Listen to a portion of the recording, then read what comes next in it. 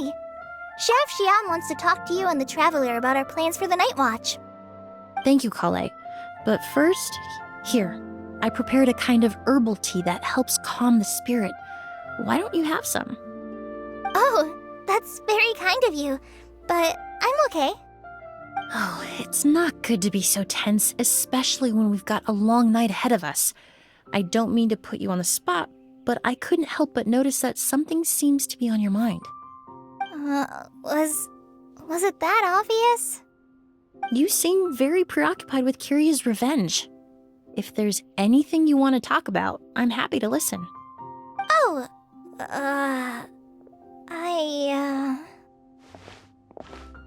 Hey, Emily, Kale. Oh, are we interrupting something? No, not at all. This will be easier to talk through with you here anyway. I've just been thinking. If Kiria has the capacity to commit murder while remaining completely undetected, why didn't he target Sylvain along with Lucien last night? There was just a single door separating them. If his intention was to target both brothers, then there was barely anything standing in his way. Don't you think? When I accompanied Sylvain to his room after Lucien died and saw how distraught he was, I suddenly realized. Maybe Kiria did that on purpose. Maybe he wanted Sylvain to experience the pain of losing a loved one before he completed his ultimate revenge. So did he attack Edgar as a warning then? To scare Sylvain and Lucien? Based on what we've heard about Kiria, that may very well be the case. Losing his sister all those years ago. What has been going through his head? What has he been forced to endure? Whenever I get to thinking like that, I just can't help but wonder. If I were in his place, would I be able to let go of that hatred? I'm sorry. I know I shouldn't think like that. Not after everything he's done. But I just can't help it. There's nothing wrong with the way you're feeling. Empathy is a part of human nature. In all my years of cleaning up crime scenes, I've witnessed countless families mourn their loved ones. Their cries of devastation and anger still echo through my mind, even now. Some of them even try to stop me, begging me not to erase the last remnants of their loved ones. But getting swept up in those emotions will corrupt your judgment. Surround yourself with fragrance for too long, and your sense of smell will become dull. Allow yourself to be consumed by your emotions, and you lose the ability to think rationally. So while you hold on to that sense of empathy, you also need to ask yourself, do Sylvain and Lucien really deserve to die? How much did they truly know about the Fatui and the delusion? Did they force Yelena to make those decisions? Answering those questions requires a lot of time and evidence, while a single act of vengeance can put those answers forever out of our reach.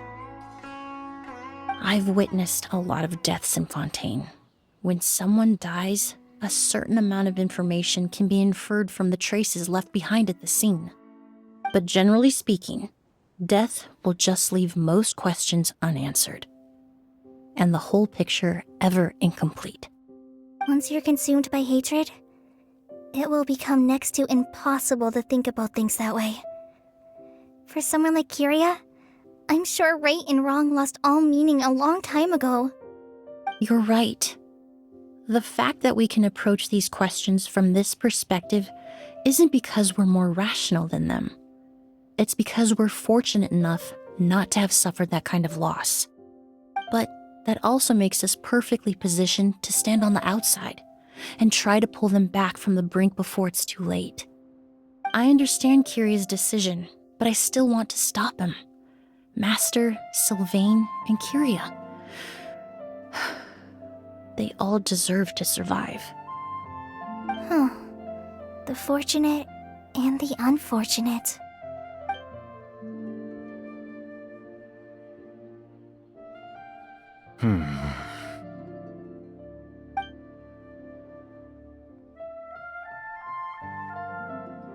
Emily, Traveler. Huh? Edgar, you're here too? it's you two. Didn't you head back to your room to rest, Edgar? Is it really okay for you to be out and about like this? A little exercise never hurt anyone. Besides, I don't have much time left in Sumeru. So I'd like to take care of my plants while I still can. We could do that for you, Master. No need. I've grown attached to these flowers, and this is my last chance to say goodbye. Come tomorrow. I'll be happy to entrust their care to you.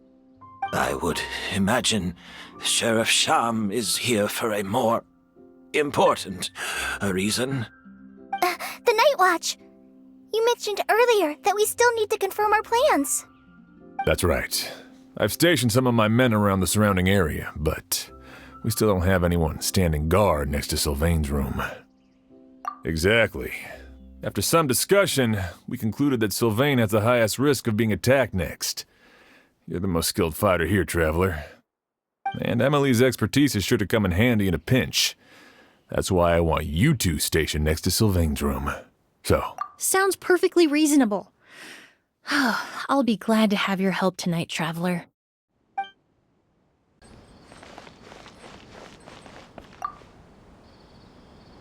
My men and I will be stationed nearby to monitor the situation. A warning will be issued if any unusual activity is detected. I'll head into the mountains to keep an eye on everyone coming in and out of the area. Just leave the wilderness surveillance to the forest rangers.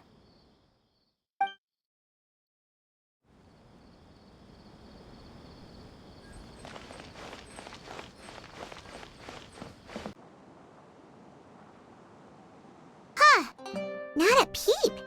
Has Kiria given up on his revenge? Guess we'll have to keep at it.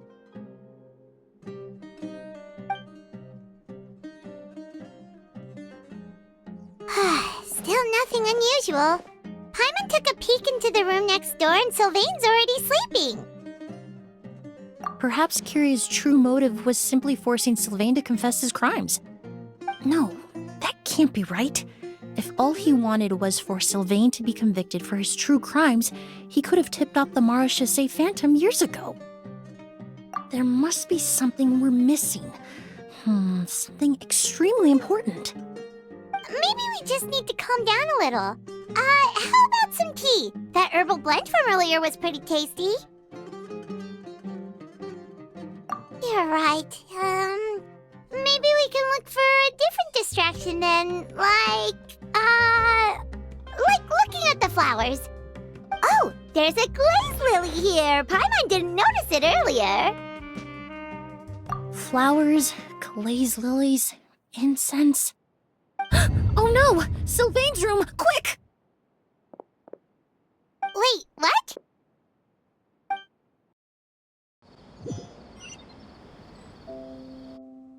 Hey, did you hear? Someone was attacked again last night. It was the older of the merchant brothers, right? Yeah, I think his name was Sylvain. Poor guy was murdered in cold blood. First it was Mr. Edgar, then that merchant named Lucian, and now this. Listen up, everyone. This is an active crime scene. Please, no loitering. It's been 3 days and they haven't even caught a glimpse of the guy. What is going on? Do you think it could be the work of an evil spirit? I mean, how do you get away with something like that with so many people watching? Keep it moving, everyone. No loitering.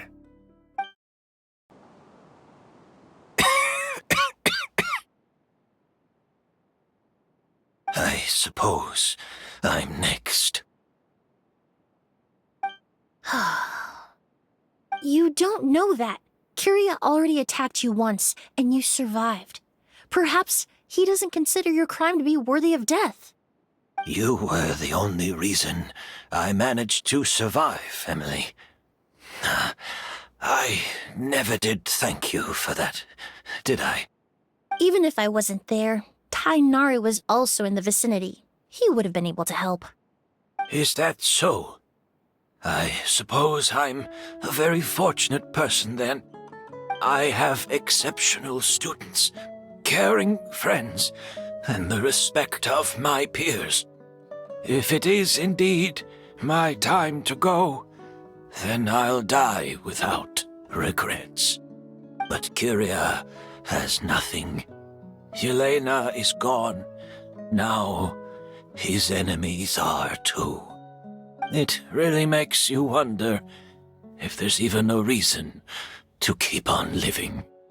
If you really want an answer, I suppose you'll have to ask Kyria himself once we finally catch him. Well, I hope it all goes well. Emily, there's something else I'd like to ask of you. With everything that's happened, holding the exhibition is off the table now. But so many flowers were transported here for the show, some of them thousands of miles away from their homeland. I can't let them wither away with no one to care for them. Whether Kyria gets to me first, or I'm sent back to Fontaine to stand trial, I won't be around to look after them.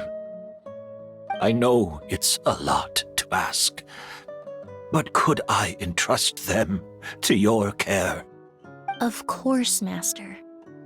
Really? Oh, I'm glad to hear it. Now I truly have nothing to worry about. Sheriff Sham still has some questions for me, so I've gotta go. Go ahead. Best not to keep him waiting. He can be quite impatient. I'm sorry, Master.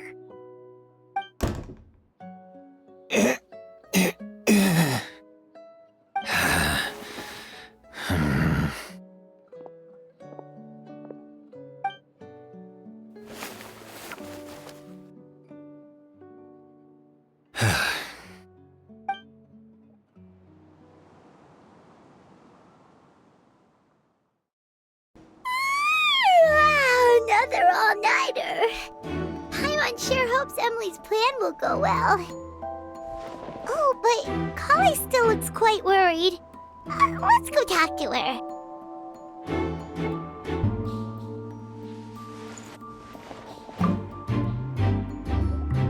Emily still isn't back. I hope she didn't run into any trouble. Yeah, that's true. Traveler, I had my men start spreading the information you requested.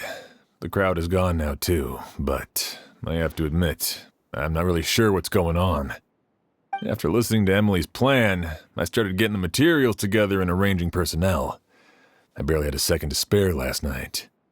To be honest, I'm still not sure how the crime was committed that night. The key clue was right in front of us the entire time. Let's go. We'll show you where the culprit hid a goose.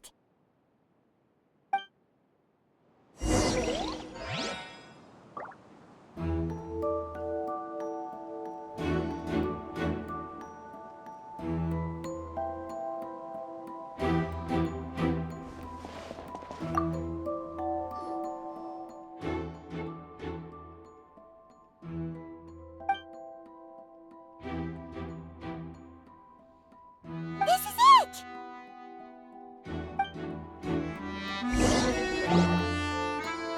The glazed lily, huh? I think I've heard of it before. It's a flower from Liyue, right? Well, did you know it only blooms at night?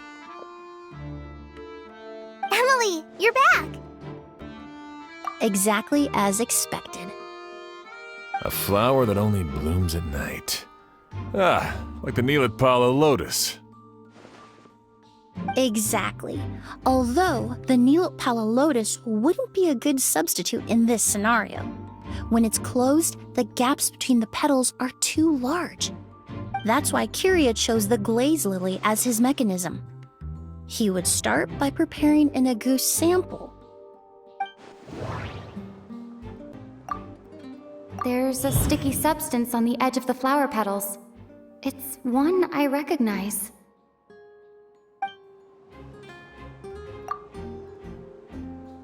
There's a sticky substance on the edge of the flower petals. It's one I recognize.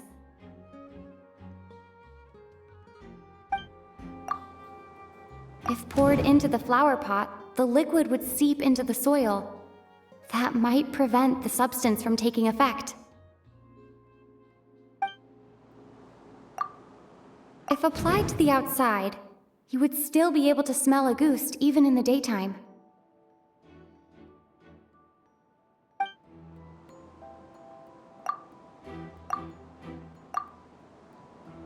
If you stick the petals together with slime condensate, then in the daytime, the glazed lily would act almost like a hidden container. That's right! He applied a diluted form of slime condensate to the petals to stick them together and enclosed a sample of agoost in the center. That way, the agoost would remain trapped inside during the daytime, unable to seep between the petals and evaporate into the air. This also allowed the culprit to plant the poison well in advance while his targets remained oblivious. However, the diluted slime condensate wouldn't be viscous enough to prevent the petals of the glazed lily from opening at night. So by nightfall, the flower would bloom, thereby forcing the target to inhale the agoost trapped inside. And Kyria could execute his revenge without having to step foot inside the room during the night. By the next morning, the sample of agoost would have nearly fully evaporated. The glazed lily would have already closed its petals, and any lingering odor would be concealed by the fragrance of the other flowers in the room. Wait a second. You're telling me this version of agoost is so toxic, inhaling the minute amount trapped inside a flower is enough to kill a grown man? And how did Edgar even survive ingesting a whole bottle of the stuff? That's because agoost is just as dangerous now as it was all those years ago. The level of toxicity has never changed. Only a small subset of people are truly at risk. Ah, you mean people who are sensitive to elemental energy. So it's just some sort of happy coincidence that Sylvain and Lucien are allergic to the stuff? That can't be right. They were involved in the operation all those years ago. If the stuff gave them a bad reaction, they would have known from the very start. I wouldn't use the word allergic necessarily. It's more like they're susceptible to its effects. But that distinction isn't important right now. You can think of it this way. It's not that Sylvain and Lucien are innately sensitive to elemental energy, but that Kyria found a way to ensure that they would be.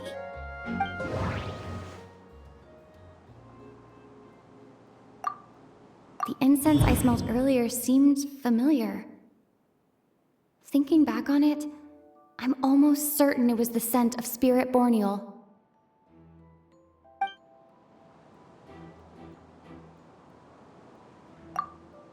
All kinds of essential oils commonly found in alchemical products can temporarily increase elemental affinity. But it would be difficult to force someone to use them without knowing it.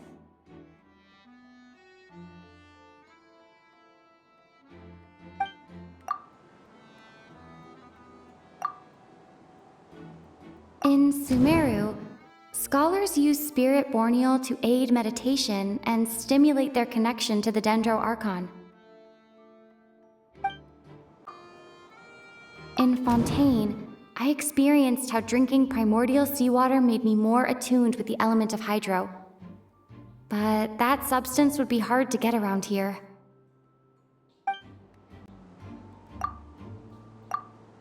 Alchemically produced essential oils, the primordial seawater that caused unrest in Fontaine not too long ago. All of those are substances that can heighten your sensitivity to elemental energy. That stuff gave us a lot of trouble when we first came to Sumeru. Ah, yes. I definitely remember that.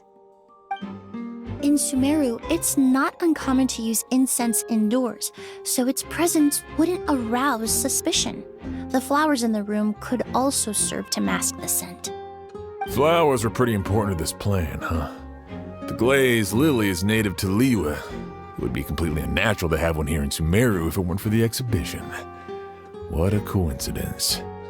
Actually, it's not a coincidence at all. No wonder he was willing to pay a small fortune to rent out the hotel. He probably used the mora Yelena left him, don't you think? That money was supposed to set him free. But in the end, it was just a tool for his revenge. There's a saying among forensic doctors in Fontaine. Every step you take leaves a mark. But up until this point, we haven't been able to detect any trace of Kyria's activities. That's not because he was coming and going undetected, or because he's some kind of evil spirit, but because he's been disguised as someone else this entire time.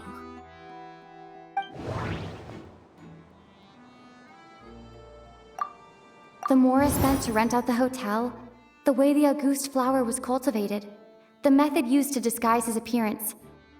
It all points to one person. The boy who inherited Yelena's legacy, her younger brother.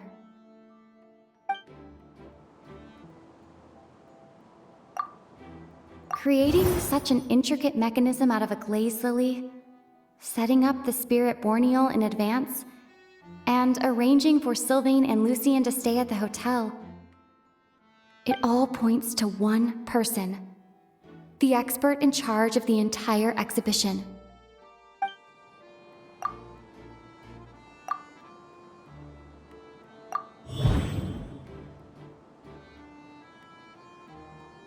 Kyria and Edgar are one and the same. But Kyria was only in his teens back then. He wouldn't even be 40 years old by now. Edgar's lived here for so many years. Even if he changed his appearance, going that long without giving anything away, it would be impossible. Bad news, Sheriff! Mr. Edgar was attacked! What? A dark shadow-like figure just ran out of his room. It was giving off a really ominous aura. But before we could even react, the figure up and disappeared like some sort of ghost or something. By the time we got a look inside the room, Mr. Edgar was gone. Do you think Kyria kidnapped him? I need you to think very carefully about this. Are you certain that figure wasn't Edgar himself? I mean, Mr. Edgar was so frail. I don't see how he could have moved that fast. It would seem Master decided to tap into an ill-advised source of power. What? But that's so dangerous with the condition he's in. It's...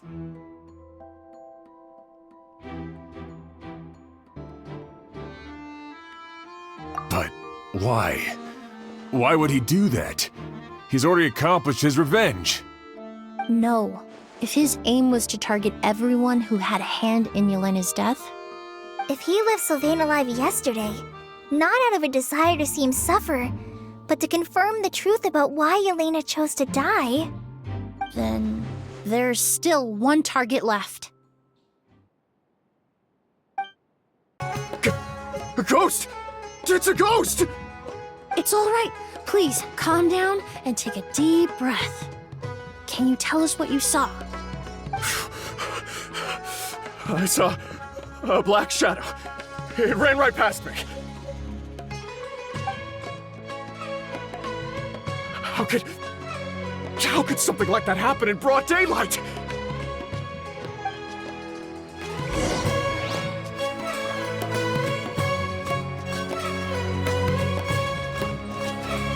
This is terrifying.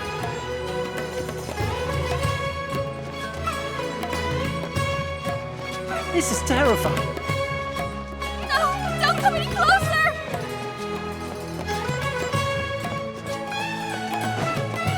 No! Don't come any closer!